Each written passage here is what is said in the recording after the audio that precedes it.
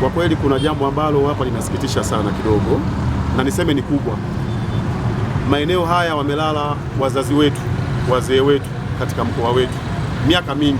Hata babu yangu nikazikiwa hapa, bibi yangu amezikiwa hapa, lakini leo tunapata taarifa kwamba eneo hili limepangishwa kwa milioni 3. Ni jambo la fedhea kidogo, ambapo hiyo pesa Waislamu Mwanza tuna uwezo msikiti mmoja tu katoa hiyo pesa. Sasa kuna ujenzi unaoendelea hapa, kwa kweli ni ujenzi ambao ni dhuluma.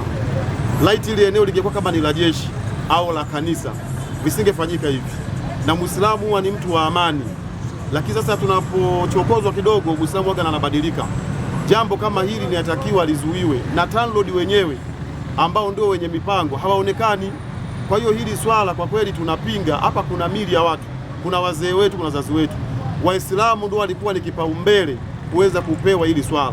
Hakuna barua, hakuna maandishi yoyote.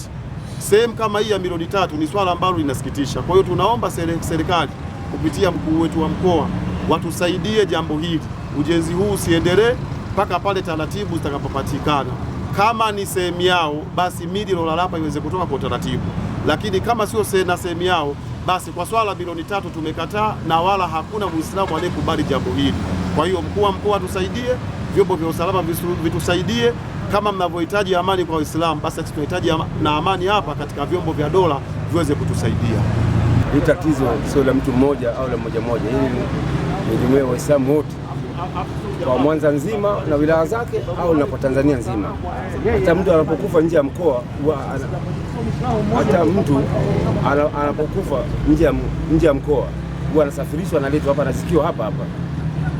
Sasa naomba hili serikali, mkuu wa mkoa, tuombe tusaidie hili jambo. Kama amani ilikuwa kizungumziwa kipindi cha kampeni uchaguzi, amani, msikiti yote amani, itembee amani, msikiti yote. Basi na hili amani iendelee katika maeneo ya makaburi hapa. Hivi tunataka endelee. Hili rais aliyepo madarakani amalize kwa amani miaka yake iliyobaki.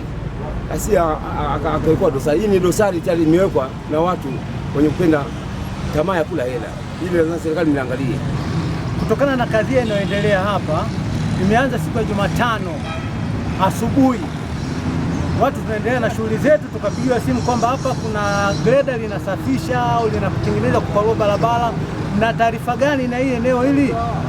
Wale waliofuatia karibu wakaambia bwana, hili jambo ni la TANROADS, kwa hiyo ni kibali kutoka TANROADS. Kwa hiyo ikabidi mwenyekiti na baadhi ya wajumbe wanipigie simu nikiwa kule Kapil Point kazini kwamba twende TANROADS tukaonane na uongozi wanafanya kitu gani hapo. Kweli tukafika pale TANROADS, tukakutana na injinia Jose ambaye yeye ndio mkuu wa mizani wa mkoa. Mazungumzo yalivyokuwa naenda, wao walisema kwamba ili eneo la nje hapa ni road reserve ya serikali. Kwa hiyo kuna mwekezaji amepatikana ambaye anataka kuweka mizani ndogo kwa ajili ya magari yanakuwa yanapima kabla ya kwenda kwenye mizani kuu, ili kuhakikisha mzigo wao umekaa sawa. Tukawaambia sawa, pamoja kwamba ni road reserve, na pia sisi pale tunapatumia kwa sababu ni eneo ambalo linatusaidia sisi kwa ajili ya parking magari. Wakati msiba umetokea mkubwa, gari zinakuwa nyingi, kwa tunapaki hapo. Wakisema sisi huyu bwana anatumia eneo dogo sana, hatuchukua eneo kubwa sana, na yeye atawatengenezea sehemu yenu. Tukasema basi sisi sio wenyewe pale, tunaomba tupate barua inayotoa taarifa hii ya kuidhinisha kwamba hapo iko hivyo, kwa sababu sisi tunasimamia misikiti zaidi ya 16 ambayo inazika pale. Watataka kujua, na hivi kuna mchemko mkubwa sana huko, watu wana mihemko, wanataka kujua sisi tumeruhusu namna gani jambo hili.